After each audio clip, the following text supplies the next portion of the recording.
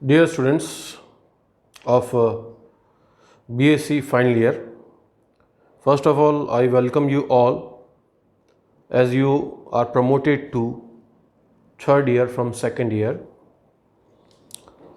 In third year, the first paper of botany, which is of ecology and phytogeography, जिसे हम आप सामान्य भाषा में कहेंगे पर्यावरण विज्ञान का अध्ययन. I will take the entire paper of ecology, biodiversity and phytogeography. मैं इसकी शुरुआत करूँगा इकोलॉजी के कॉन्सेप्ट को समझने से कि हम इकोलॉजी किससे कहते हैं, इकोलॉजी की क्या डेफिनेशन है, इकोलॉजी में हम किन किन चीज़ों का अध्ययन करते हैं, या कहें कि इसकी रेंज क्या है, इकोलॉजिकल स्टडीज़ की रेंज क्या है. इन सब चीज़ों से हम शुरुआत करेंगे और आज का मेरा जो लेक्चर है इन्हीं चीज़ों पर फोकस्ड रहेगा. जैसा कि आप इस स्लाइड में देख रहे हैं, इकोलॉजी दो शब्दों से मिलके बना हुआ है, ग्रीक शब्दों से मिलके बना हुआ है, इकोस एंड लोगस. इकोस का मतलब है होम और लोगस का मतलब है स्टडी. कहने का मतलब ये हुआ कि किसी भी जीव का उसके क्षेत्र में अध्ययन, साथ में पर्यावरण से उसका क्या संबंध है और किस प्रकार से पर्यावरण किसी भी जीव के जीवन को प्रभावित करता है, यही मूल आधार है इकोलॉजी का. या अपन कहें in very simple definition, ecology is the scientific study of interactions between organism and their environment. Organism means living being, right from the single cell organism to multicellular organism, from a bacteria to a complex animal, a fungi, a algae, a plant, invertebrate or vertebrate, all kinds of organisms, how their survival, their growth, their reproduction is affected by the external environment. So this interaction is the basis of ecological studies. The another definition of ecology is, and it is very beautiful definition, it is the study of all type of interactions among all type of organism in all type of environment. कहने का मतलब है इस definition का से आप ये समझ सकते हैं कि दिए गए क्षेत्र में हियर एक चीज़ इम्पॉर्टेंट है कि हम इकोलॉजी में हम जिन जीवों का अध्ययन कर रहे हैं वो जीव कहाँ रहते हैं, that is Eeco, home is important. तो वो क्षेत्र छोटा भी हो सकता है, तो वो क्षेत्र बहुत बड़ा भी हो सकता है. हो सकता है कि एक छोटा सा किचन गार्डन, मतलब आपके घर के अंदर छोटा सा गार्डन है, उसको हम किचन गार्डन कहते हैं. उस किचन गार्डन को में भी हम इकोलॉजिकल स्टडी कर सकते हैं, वहाँ का भी अपना एक पर्यावरणीय विज्ञान है. तो वो पर्यावरणीय विज्ञान एक बड़ा सा एक पृथ्वी भी हो सकती है, पूरी पृथ्वी को हम एक साथ स्टडी करें जिसको हम बायोस्फीयर कहते हैं, वहाँ पर भी अपन इसको ले सकते हैं.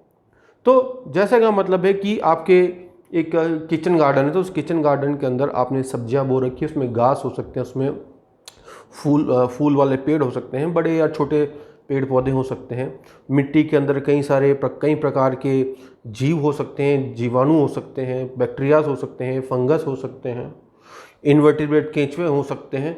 तो आप देखोगे कि एक छोटी सी जगह में कितने विभिन्न प्रकार के जीव हैं. कई सारे जीव तो हम उनको देख ही नहीं पाते अपने आँखों से, जिनको माइक्रो ऑर्गेनिज्म कहते हैं.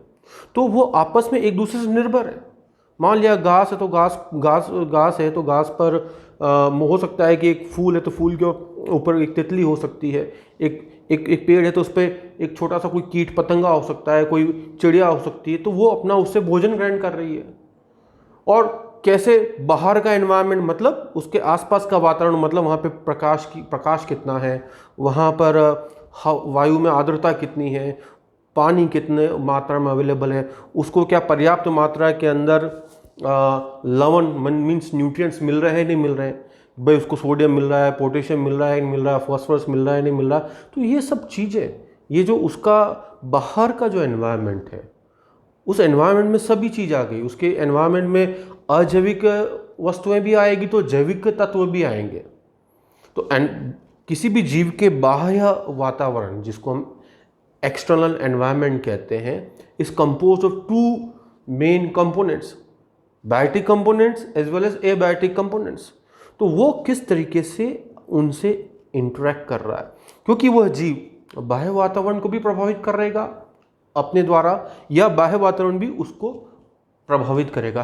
तो ये जो चीज है और उस इंटरेक्शन से क्या चेंजेस आ रहे हैं, यही हमें इकोलॉजी में स्टडी करना होता है।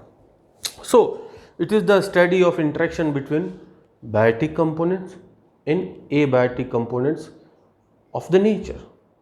Biotic components means the living components, and the abiotic components means the non-living components. They may be chemicals, they may be physical factors like temperature, light, water, nutrients of the nature. So here environment is important, and you must understand the concept of environment. Environment means everything outside an organism. Here, because if we in upcoming slides we will study about the range of ecology. Being a student of biology, we should know that a cell, which is the smallest, or it is the smallest unit of life, cell also we can also, हम cell को समझ सकते हैं कि cell के बाह्य वातावरण क्या है और आंतरिक वातावरण क्या है। तो हम यहाँ पे एक जीव को एक यूनिट ले मान के चल रहे हैं, उस जीव के, क्योंकि जीव एक छोटी इकाई है। इकोलॉजी में जीव के अंदर का अध्ययन नहीं किया जा रहा है, इकोलॉजी में जीव के बिहेवियरल एस्पेक्ट और उस जीव के बाह्य एनवायरनमेंट में क्या प्रभाव, क्या चीज़ें हो रही है, उसका अध्ययन करते हैं। हम इकोलॉजी में कभी स्टडी नहीं करेंगे भी उसकी एनाटॉमी क्या है, हम उसकी मॉर्फोलॉजी क्या है, उसके अंदर क्या फिजियोलॉजिकल चेंजेस हो रहे हैं या क्या मेटाबॉलिकल चेंजेस हो रहे हैं। It is not part of ecological study at all. The behaviour is also the behaviour. हाँ, ये हो सकता है कि अगर किसी चीज से, अगर किस पर्यावरण का उस जीव पर कोई प्रभाव पड़ रहा है तो वो जीव किस तरीके से उसको रेस्पॉन्ड कर रहा है, that is the part of ecology. For example, कोई एनिमल है तो एनिमल कोई ऐसा एनिमल है हर्बीवोर है, मान लिया कोई हिरण अगर कोई घास खा रहा है और उसे लगता है कि उसको कोई शिकारी उस पर नज़र रखे हुए हैं और उसका शिकार करना चाहता है, तो वो अपने व्यवहार में तुरंत परिवर्तन लाएगा। हो सकता है कि वो उससे बचने के लिए तेज दौड़ेगा, या वो शिकारी अपने अंदर कोई चेंज ऐसा लेके आए कि वो तेज भागे और उसको पकड़ने की कोशिश करेगा। तो दोनों के केसेस के अंदर इसको हम बिहेवियरल एस्पेक्ट कह रहे हैं। बिहेवियरल एस्पेक्ट जो है वह इकोलॉजी का ही पार्ट है। तो यहाँ एनवायरनमेंट के बारे में समझाया गया है। एनवायरनमेंट जो है यहाँ पर, the term environment etymologically means the surrounding, मतलब आपके आसपास की चीज़। Thus environment is a complex of so many things, जैसे कि लाइट है, टेम्परेचर है, सॉइल है, वाटर है, जो कि किसी जीव के चारों ओर होता है। एनी एक्सटर्नल फोर्स, सब्सटेंस और conditions which surround and affect the life of an organism in any way become a factor of its environment. तो कोई भी तत्कारक, कोई भी चीज जो किसी जीव को प्रभावित करती है, जैसे मान लिया कि एकदम से कोई जीव किसी जगह पर है और वह आराम कर रहा है फॉर एग्जांपल, और एकदम से कुछ तेज हवा चल गई या किसी झाड़ियों में आग लग गई या तेजी से बारिश हो गई, आंधी आ गया, तूफान आ गया या शिकारी आ गए, किसी भी तरीके से कोई भी चीज़ है तो वो उसको प्रभावित करेगी और वो उसको रिस्पॉन्ड करेगा। सो इन सब चीज़ों को हम एनवायरमेंटल फैक्टर्स कहते हैं या इकोलॉजिकल फैक्टर्स कहें, और इन इकोलॉजिकल फैक्टर्स को फिर हम लिविंग और नॉन लिविंग में डिवाइड कर सकते हैं। लिविंग मतलब biotic and non living means abiotic. तो ये जो इकोलॉजिकल फैक्टर्स हैं जो कि जीव को प्रभावित करते हैं। प्रभावित करने का मतलब ये कि हमेशा ये नहीं कि नेगेटिव सेंस में, प्रभावित करने का मतलब है कि कैसे वो उसको उसके अंदर चेंजेस के लिए रिस्पॉन्सिबल है। मतलब ये फैक्टर्स उसकी वृद्धि के लिए, उसकी ग्रोथ के लिए, उसके रिप्रोडक्शन के लिए किस हद तक, किस तरीके से रिस्पॉन्सिबल है। तो 4 फैक्टर्स में हम इनको डिवाइड करते हैं इकोलॉजिकल फैक्टर्स को। पहला आ गया क्लाइमेटिक फैक्टर्स, जिन्हें हम एरियल फैक्टर्स भी कहते हैं। दूसरा टोपोग्राफिक फैक्टर्स, या जिसको हम फिजियोग्राफिक फैक्टर्स भी कहते हैं। तीसरा इडेफिक फैक्टर्स, और चौथा है बायोटिक फैक्टर्स। अब पहला, दूसरा और तीसरा जो है क्लाइमेटिक है, या जो टोपोग्राफिक है, या जो इडेफिक फैक्टर्स हैं, उन्हें आप एबायोटिक फैक्टर्स कह सकते हैं। तो क्लाइमेटिक फैक्टर्स में जैसे कि लाइट, टेम्परेचर, रेनफॉल, ह्यूमिडिटी, आर्द्रता वायु के अंदर, और जो एटमॉस्फेयर है, एटमॉस्फेयर क्या है, किसी गैसेस, विभिन्न प्रकार की गैसेस और उसमें जो धूल के कण हैं, उन्हीं से मिलकर एटमॉस्फेयर बना होता है। तो ये प्रभावित करते हैं, हर जीव को प्रभावित करते हैं। जैसे मान लिया अगर टेम्परेचर किसी जगह का कोई प्लांट है फॉर एग्जांपल, वो आराम से 20-30 डिग्री टेम्परेचर पे ग्रो कर रहा है, और सडनली किसी उस जगह टेम्परेचर एकदम 40 डिग्री या 45 डिग्री हो जाए, तो क्यों फर्क पड़ेगा? वो हो सकता है उसकी पत्तियां जल जाए, तो ये प्रभाव हुआ उसका। अतिवृष्टि हो जाए या अगर अल्पवृष्टि हो तो भी प्रभाव पड़ेगा। तो इस तरीके से ये चीज़ें प्रभावित करती है जीवों को। टोपोग्राफिक, फिजियोग्राफिक फैक्टर्स, ये जो फैक्टर्स हैं, ये पृथ्वी की फिजिकल फॉर्मेशन जो है, फिजिकल फैक्टर्स की तरह अपन को कंसिडर कर सकते हैं। जैसे मान लिया ये टोपोग्राफी एक इम्पॉर्टेंट चीज़ है, तो इसमें चूँकि एल्टीट्यूड है, direction of mountain chains and valleys है, steepness and exposure of slope, ये सब भी बहुत इंपॉर्टेंट फैक्टर्स हैं। अब जैसे फॉर एग्जांपल एल्टीट्यूड्स, अगर आप बिल्कुल लो लैंड पर हो और एकदम से आप एक माउंटेन रेंज पर जाते हैं, तो आप काफ़ी फ़र्क पाते हैं। जो आपको लगता है कि जैसे आप हिल स्टेशन की बात करें, तो हिल स्टेशन में सामान्यतः आप ये जानते हैं कि वहाँ पे ठंडा इलाका होता है, वहाँ पे इतनी गर्मी नहीं होती जो कि लो लैंड्स पर होती। तो obviously there is difference of climatic factors, तो इनका प्रभाव सीधा रहता ही है।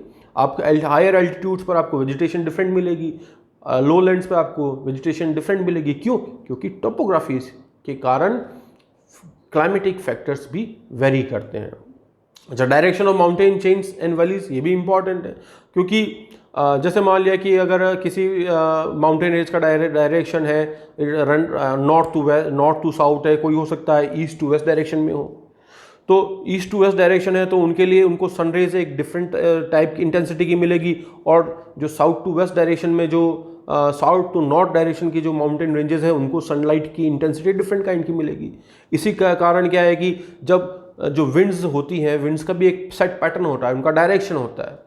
तो किस डायरेक्शन में विंड बह रही है, किस डायरेक्शन में बारिश हो रही है, तो ये सब चीज़ें जो है topography is very much important.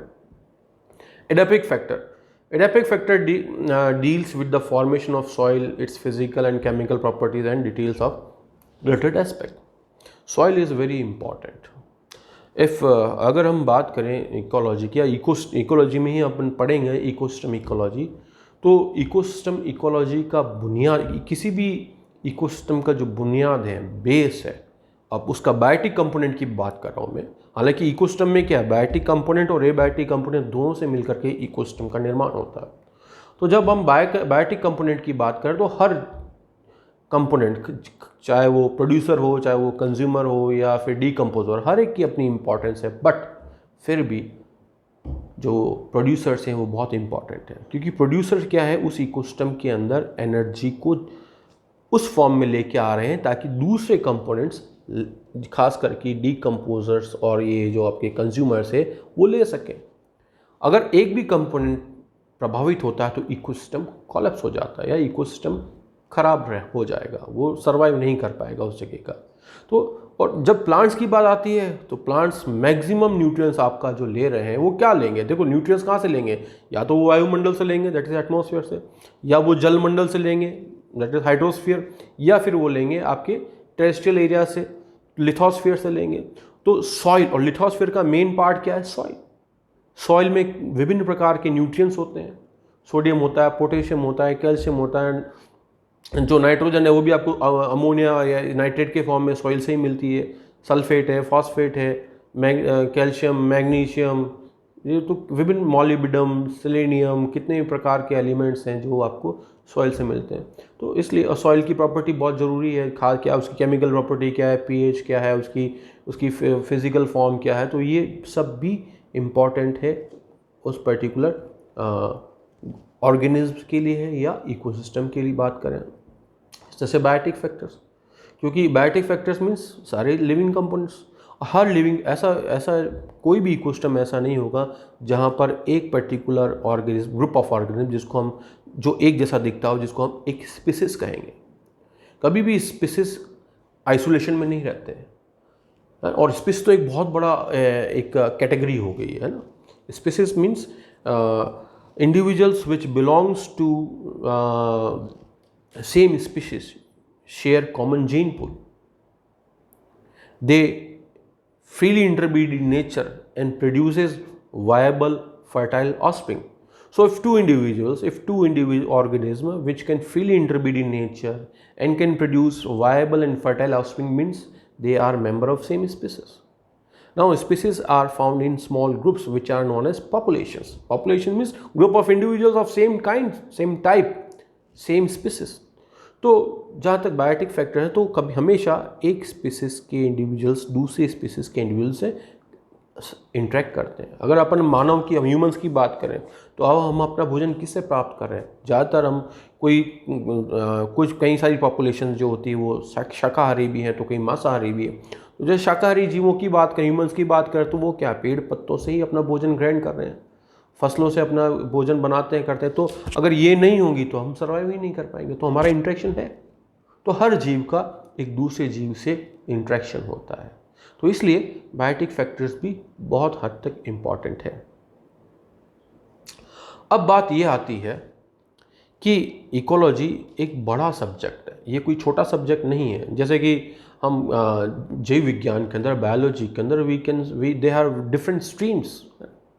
Cytology is there, cell biology is there, genetics is there, histology is there, morphological studies are there, physiology is there, molecular biology, biochemistry, there are different streams.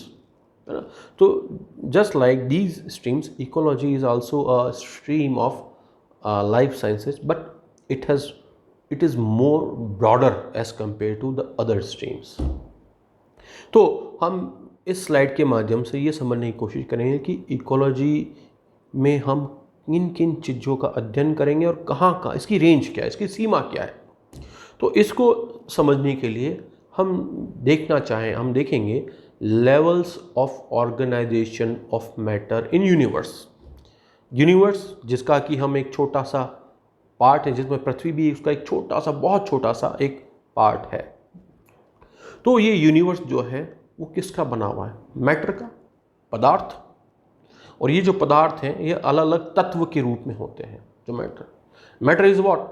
Anything which has a space and mass, which occupy space and has मास। जिसके पास मास है या वो अपने एक space को occupy करते हैं, हम उसको मैटर कहते हैं।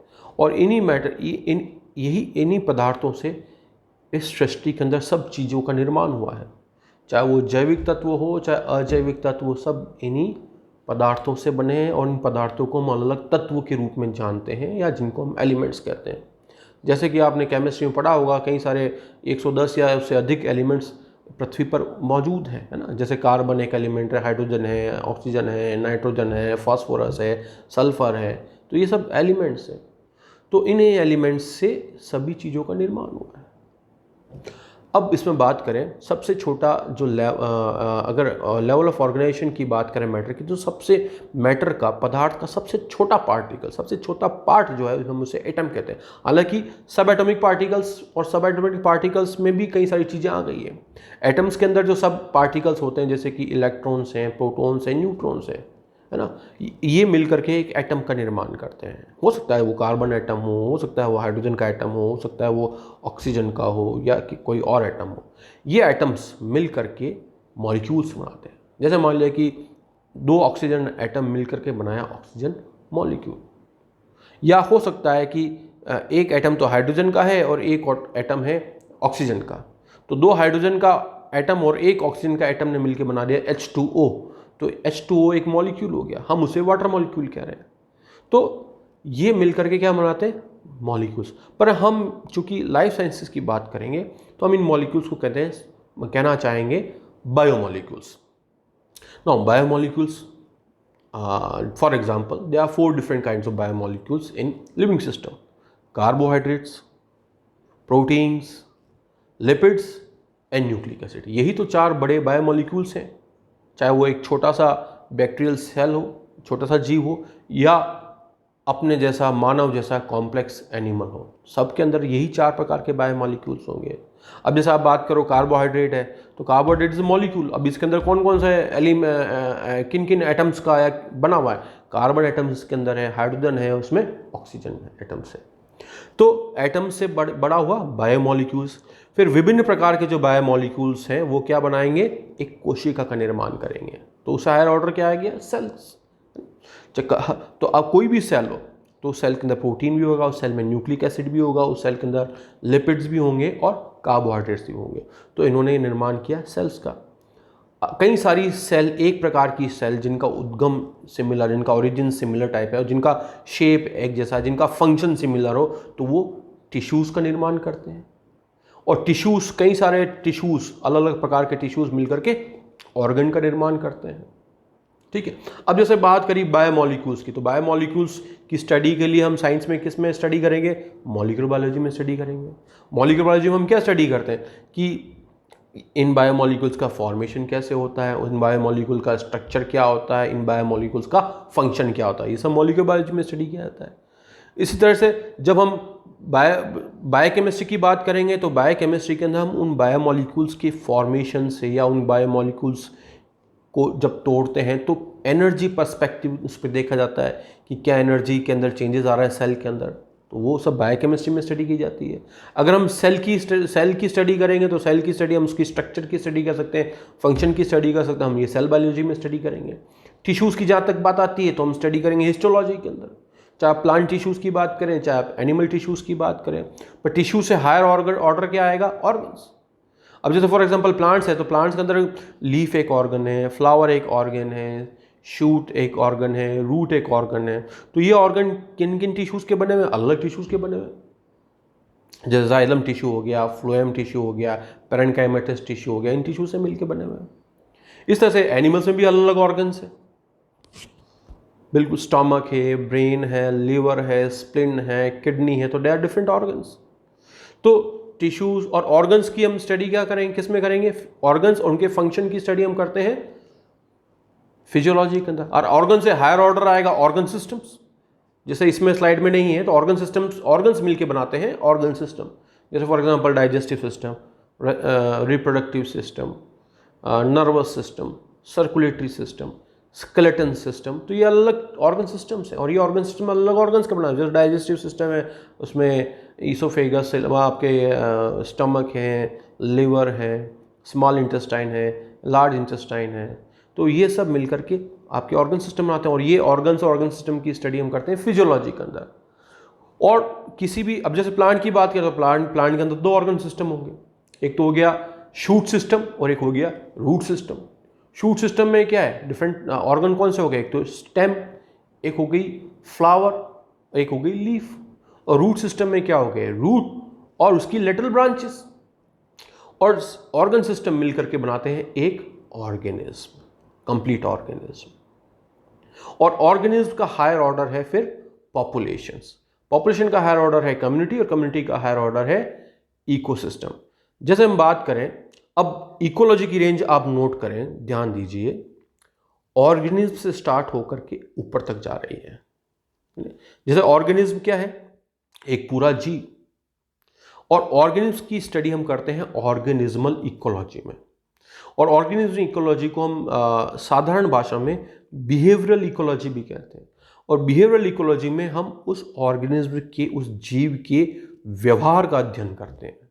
वह जीव क्या कर रहा है, वह जीव क्या करता है, वो क्या खा रहा है, क्या खाता है, वह कैसे दूसरी चीज़ों को प्रभावित कर रहा है, उस इकोसिस्टम की या उस की पारिस्थितिकी तंत्र की किन किन चीज़ों को प्रभावित कर रहा है, कैसे कर रहा है, या कैसे किन किन जीवों को प्रभावित कर रहा है, या खुद की प्रजाति के जीवों को किस तरीके से इफेक्ट कर रहा है, या दूसरे स्पीसीज को किस तरह से इफेक्ट करता है। ये सब चीज़ों का अध्ययन हम करते हैं ऑर्गेनिज्म इकोलॉजी, जिसे बिहेवियरल इकोलॉजी भी कहते हैं। और ख़ास तौर पर ये एनिमल्स के रेस्पेक्ट में ज़्यादा इसका एनिमल्स के संदर्भ में इसका उपयोग ज़्यादा होता है। इसको एनिमल बिहेवियर भी कहा जाता है या साधारण भाषा में, और इसका अध्ययन हम इथोलॉजी में करते हैं।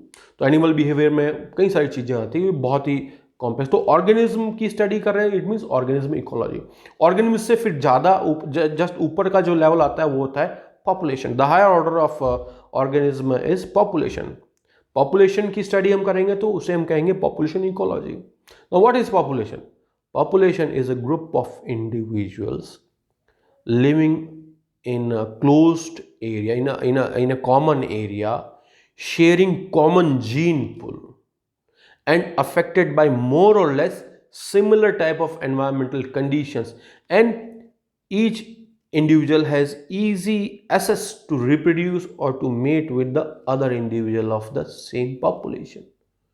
तो पॉपुलेशन एक ही प्रजाति के का समूह है जो एक जगह पर रह रहा है और लगभग समान प्रकार की एनवायरमेंटल कंडीशंस वहाँ पर है, और आपस में आसानी से वो इंटरब्रीड कर सके, तो उस समूह को हम कहते हैं पॉपुलेशन, क्योंकि वो एक प्रजाति का। जैसे आपने कहा, हम बात करते हैं बहुत ही सिंपल कि समझने के लिए, जैसे आपने कहा कि पैंथर पॉपुलेशन, तो पैंथर पॉपुलेशन ऑफ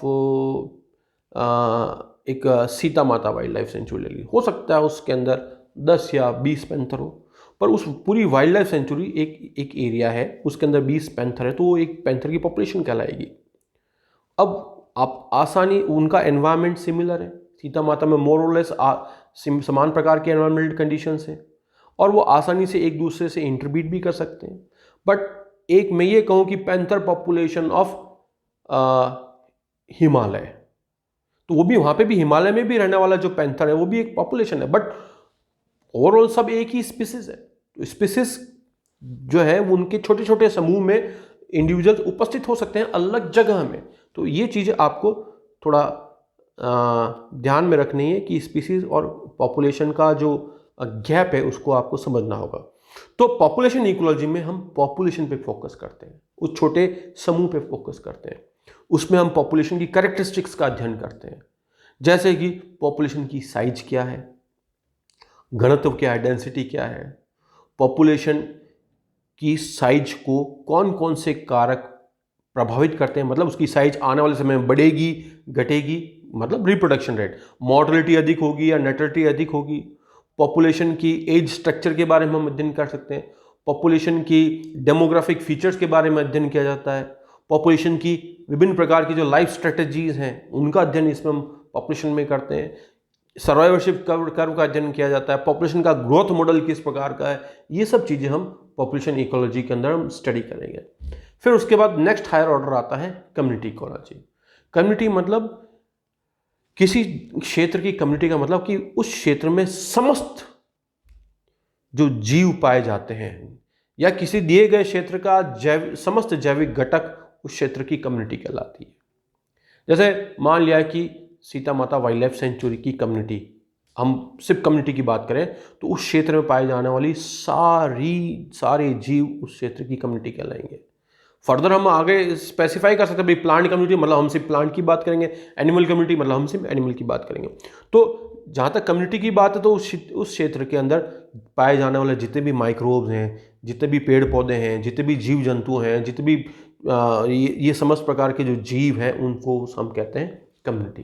तो कम्युनिटी में एक तरह से देखा जाए तो कई विभिन्न प्रकार के पॉपुलेशंस उसका पार्ट हो गए। जैसे हो सकता है कि उस सेंचुरी के अंदर या उस वन क्षेत्र के अंदर पैंथर भी हैं, गाय भी हैं, चीतल भी है, सांबर भी है, हिरण भी है, खरगोश भी हैं, तो इन सब की समूह है, इन सब की पॉपुलेशंस है। उसके अंदर नीम के पेड़ भी होंगे और भी दूसरे पेड़, कई सारे पेड़ होंगे। सागवान है तो सागवान ट्री की पॉपुलेशन हो गई अपन, या आपने कहा कि नीम ट्री है, मैंगो ट्री है, जामुन का पेड़ है तो जामुन का कोई एक पेड़ तो होगा नहीं, कई सारे पेड़ हो सकते हैं आसपास में, तो वो पूरी एक पॉपुलेशन है। तो अलग अलग पॉपुलेशंस का जो समूह एक क्षेत्र में है और जहाँ जहाँ की वातावरणीय कंडीशन लगभग समान है, उसको हम कहते हैं कम्युनिटी। और इस कम्युनिटी की स्टडी को हम कहते हैं कम्युनिटी इकोलॉजी। और कम्युनिटी इकोलॉजी के अंदर हम कम्युनिटी के स्ट्रक्चर का स्टडी करते हैं कि कम्युनिटी का स्ट्रक्चर कैसा है, कम्युनिटी कम्युनिटी के अंदर जो अलग अलग प्रकार के जो पॉपुलेशंस हैं या अलग अलग प्रजाति के जो जीव हैं उनके मध्य इंटरेक्शन कैसा है, ये भी बहुत बड़ा कम्युनिटी इकोलॉजी का पार्ट है। इंटरेक्शन मतलब क्या वो पॉजिटिव है या नेगेटिव है। पॉजिटिव इंटरेक्शन मतलब ऐसा इंटरेक्शन जिससे दोनों को लाभ हो, या किसी एक को लाभ हो या एक को नुकसान हो। इंटरेक्शन हो सकता है एक को, दोनों को नुकसान हो सकता है, जैसे पॉजिटिव इंटरेक्शन या पॉजिटिव नेगेटिव इंटरेक्शन है, या पॉजिटिव जीरो टाइप का इंटरेक्शन या जीरो या नेगेटिव टाइप का इंटरेक्शन है। तो इन समस्त प्रकार के इंटरेक्शन जैसे कि कॉपरेशन है, अमेंसलिज्म है, पैरासिटिज्म है, म्यूचुअलिज्म है, एंटागोनिज्म है, ये सब चीज़ें हैं कम्युनिटी इंटरेक्शंस के तहत आती है। सिम्बायोसिस हैं, ये सब चीज़ें इसके तहत आती है। इसके साथ साथ हम इकोलॉजिकल निशे की बात करते हैं, इसके अंदर हम कम्युनिटी सक्सेशन की भी बात करेंगे कम्युनिटी इकोलॉजी के अंदर। फिर नेक्स्ट हायर ऑर्डर आता है कम्युनिटी से, वो है इकोसिस्टम। इकोसिस्टम मतलब उस क्षेत्र के अंदर जितने भी जो भी समस्त जीव हैं, जैविक घटक के साथ साथ हम अब फोकस करेंगे अजैविक तत्वों पे भी। तो living factor as well as non living factors of a given area constitute the ecosystem. जैसे माना है कि सीता माता वाइल्ड लाइफ का हम एग्जांपल लेके चल रहे हैं, तो कि सीता माता वाइल्ड लाइफ सेंचुरी का जो ecosystem means all the living organism present there as well as all the abiotic factors, कि वहाँ पे मिट्टी कैसी है, मिट्टी में कौन कौन से तत्व पाए जाते हैं, वहाँ पे पानी वाटर बॉडीज़ कितनी हैं, वहाँ के एटमॉस्फेयर में कि वहाँ पे क्लाइमेटिक फैक्टर्स कैसे हैं, वहाँ पे टोपोग्राफी कैसी है, वहाँ की एडेपिक कंडीशन कैसी है, और वहाँ की लिविंग कम्युनिटी तो है ही है, उसके साथ साथ इन चीज़ों का अध्ययन, और साथ में किस तरीके से जैविक तत्व और अजैविक तत्व आपस में एक दूसरे से इंटरेक्ट कर रहे हैं, यही उद्देश्य है इकोसिस्टम इकोलॉजी का। तो इकोसिस्टम का अध्ययन हम करते हैं इकोसिस्टम इकोलॉजी। अब इकोसिस्टम छोटा भी हो सकता है तो इकोसिस्टम बहुत बड़ा भी हो सकता है। मान लिया एक छोटा सा गमला है तो गमला भी अपने आप में एक छोटा सा इकोसिस्टम है, उसके अंदर मिट्टी है, उसके मिट्टी के अंदर छोटे मोटे इंसेक्ट हो सकते हैं, बैक्टीरिया हो सकते हैं, और भी कहें तो ये एक छोटा सा इकोसिस्टम भी है। एक छोटा सा मैंने बताया जैसे किचन गार्डन, एक एक्वेरियम है फिश का, वो एक छोटा इकोसिस्टम है। तो इकोसिस्टम बहुत बड़े भी हो सकते हैं, और बहुत बड़े इकोसिस्टम जो बहुत बड़े ज्योग्राफिकल एरिया तक फैले हों। इकोसिस्टम में मतलब एक चीज है कि उनमें एक पर्यावरण की जो एनवायरनमेंट में जो क्लाइमेटिक फैक्टर्स हैं वो लगभग समान हो सकते हैं। जैसे मान लिया थार का रेगिस्तान, अब रेगिस्तान बहुत बड़ा है, कहाँ से कच्छ आपने गुजरात से लेकर के आप देखो कि जालौर वगैरह पूरा मारवाड़ बेल्ट होते होते आगे तक ये इतना लंबा चौड़ा एक थार। अब वहाँ पे क्या है कि एनवायरनमेंट कंडीशन लगभग समान है, कम वर्षा कम होती है, गर्मी खूब अधिक पड़ती है, तो इसको हमने कह दिया एक बायोम। तो बड़े इकोसिस्टम को हम बायोम कहते हैं। जैसे मान लिया हिमालय रीजन जो है, हिमालय, तो ये अब एक बायोम हो गया। वेस्टर्न घाट्स ये एक बायोम हो गया। ट्रॉपिकल रेन फॉरेस्ट ये एक बड़े ये बायोम्स हो गए। आपके कॉनिफरस फॉरेस्ट जो कि लार्जेस्ट टेरेस्ट्रियल बायोम्स हो गए। इवन ओशंस ये एक बड़े बायोम हो गए। तो बायोम भी क्या है, लार्ज इकोसिस्टम्स है ना। और लगभग अगर पृथ्वी के सारे बायोम को हम मिला लें तो वो एक बायोस्फीयर कहलाएगा। Biosphere means earth and all the living components present on earth. तो पृथ्वी पर जो भी अजैविक तत्व है और जो जैविक तत्व है उनको हम कहेंगे बायोस्फीयर। और बायोस्फीयर से ऊपर फिर सोलर सिस्टम आ गया, सोलर सिस्टम से फिर गैलेक्सी आ गई, गैलेक्सीज कई सारी गैलेक्सीज मिल करके फिर यूनिवर्स बनाते हैं। तो आप देखेंगे इकोलॉजी की रेंज जो आ रही है वो ऑर्गेनिज्म से लेकर के इकोसिस्टम तक आ रही है।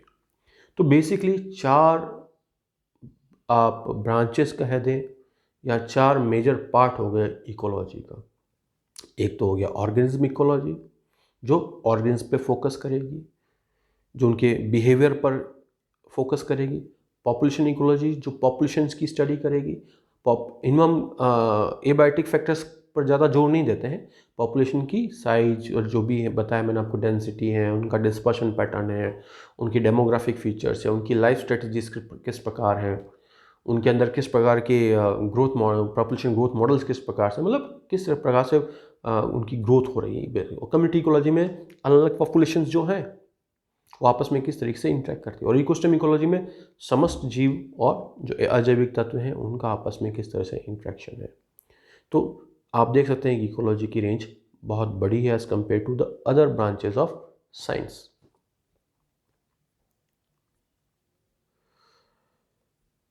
सो हम जल्दी से देख लेते हैं ऑर्गेनिज्म में जो the 4 major realms of ecology. Organism ecology. Organism ecology is concerned with the behavioral, physiological and morphological ways in which individual organisms meet the challenges posed by their abiotic environment. The distribution of organism is limited by the abiotic condition they can tolerate. In simple terms, I had already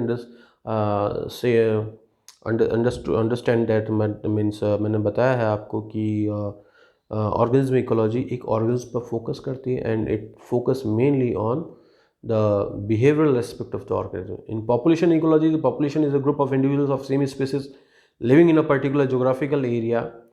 Population ecology concentrates mainly on factors that affect population size and composition. Community ecology, a community consists of all the organisms that inhabit a particular area. It is an assemblage of populations of different species. Community ecology focuses on the study of interactions among organisms such as predation, competition, etc. And ecosystem ecology, an ecosystem includes all the abiotic factors in addition to the community of species that exist in certain area. And ecosystem ecology mainly concerned with the energy flow and mineral recycling among various biotic and abiotic components. तो इन चीज़ों को मैं आपको पहले ही explain कर चुका हूँ।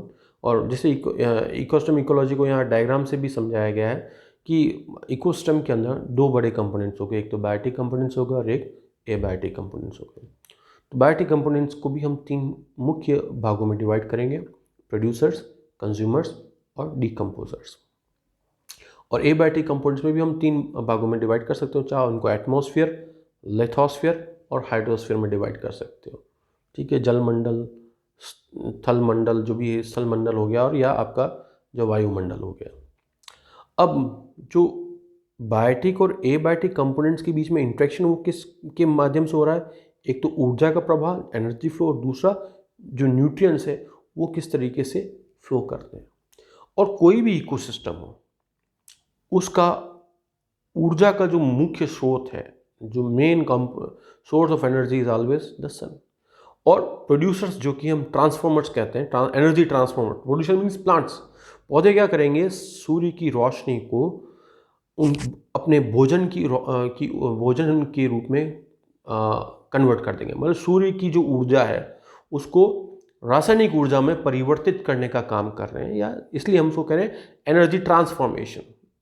और वह रासायनिक ऊर्जा जो उनके भोजन के रूप, जो उनके कार्बोहाइड्रेट से आए, जो प्रोटीन्स या न्यूक्लिक एसिड, जो तत्व जो उन्होंने ऑर्गेनिक मैटर अपना बनाया है, उन्हीं मैटर पे बाकी दूसरे जीव जंतु निर्भर करते हैं।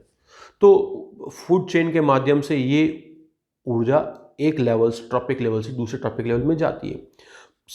ऊर्जा के साथ साथ अब ये जो एलिमेंट्स हैं ना, कार्बन, हाइड्रोजन, ऑक्सीजन, नाइट्रोजन, जो भी है, ये आखिर आ कहाँ से रहे, अजैविक तत्व जो है वो इनऑर्गेनिक न्यूट्रिएंट पुल से आ रहे हैं। और इनऑर्गेनिक न्यूट्रिएंट पुल क्या है, एटमॉस्फेयर, हाइड्रोस्फीयर एंड लिथोस्फीयर। यहाँ से वही तो कार्बन, जैसे CO2 इन्होंने एटमॉस्फेयर से लिया, तो कार्बन, ऑक्सीजन, इससे H2O जमीन से आ रहा है, नाइट्रोजन जमीन से आ रहा है, फास्फोरस जमीन से आ रहा है, सल्फर जमीन से आ रहा है, पोटेशियम, सोडियम, कैल्शियम सब जमीन से प्राप्त हो रहा है। तो ये न्यूट्रिएंट्स फ्लो कर रहे हैं। तो आप देखेंगे कि जो रेड जो लाइन है वो बता रही है ऊर्जा का प्रभाव, और जो ये वायलेट कलर की जो एरोज हैं वो डिस्क्राइब कर रहे हैं न्यूट्रिएंट्स को। तो इनऑर्गेनिक न्यूट्रिएंट, किसी भी इकोसिस्टम की शुरुआत अगर बायोटिक कंपोनेंट की बात करें तो it starts from the producer. तो you will find that the energy जो कि यूनिडायरेक्शनल वे में फ्लो करेगी, वो प्रोड्यूसर से कंज्यूमर्स में जाएगी, कंज्यूमर से डिकम्पोजर में जाएगी, या प्रोड्यूसर्स की डेथ के बाद भी डिकम्पोजर्स उस एनर्जी को ले सकते हैं। तो क्योंकि डिकम्पोजर का काम है डिकम्पोज करना, जैसे बैक्टीरिया जैसे फंजाई जो हैं, ये जो भी मृत जीव हैं या जीव के जो पार्ट हैं उनको डिकम्पोज करते हैं, अपघटन का कार्य करते हैं। तो ऊर्जा जब भी फ्लो करेगी इकोसिस्टम में तो उसका ह्रास होता है, एनर्जी का हमेशा लॉस होगा इकोसिस्टम के अंदर, एनर्जी फ्लो। बट न्यूट्रिएंट्स आप देखोगे कि इनऑर्गेनिक न्यूट्रिएंट पूर्ण से प्रोड्यूसर के पास गए, प्रोड्यूसर से कंज्यूमर से डिकम्पोजर वापस उन न्यूट्रिएंट्स को इनऑर्गेनिक न्यूट्रल पूर्ण में ले आते हैं। तो एक तरह से न्यूट्रिएंट्स की रिसाइकलिंग होती है। न्यूट्रिएंट्स का कभी नुकसान इकोसिस्टम से नहीं होता। अगर किसी इकोसिस्टम से न्यूट्रिएंट्स का लॉस हो रहा है तो इट मीन्स वो इकोसिस्टम के लिए एक खतरे की घंटी है और वो इकोसिस्टम की समाप्ति की ओर है। अगर इकोसिस्टम से अगर न्यूट्रिएंट्स का नुकसान होना चालू हो गया, लॉस स्टार्टिंग हो गया, तो धीरे धीरे वो इकोसिस्टम सर्वाइव या सस्टेन नहीं कर पाएगा। तो हम ये कह सकते हैं कि in terms of energy ecosystem is an open system. Open system में जहाँ पर लॉस हो रहा है, and in terms of nutrients ecosystem is a close system जहाँ न्यूट्रिएंट्स का नुकसान नहीं होता है। तो आज हम इतना ही पढ़ेंगे। ये जो बेसिक कॉन्सेप्ट है इकोलॉजी की डेफिनेशंस हमने स्टडी करी है। इसके साथ ही हमने ये भी देखा है कि इकोलॉजी की रेंज क्या है और जो 4 बड़ी जो पार्ट्स हैं इकोलॉजी के, organism ecology, population ecology, community ecology और इकोसिस्टम इकोलॉजी, उनको हमने समझने का प्रयास किया है। आगे के लेक्चर में हम इससे आगे बढ़ेंगे। Thank you.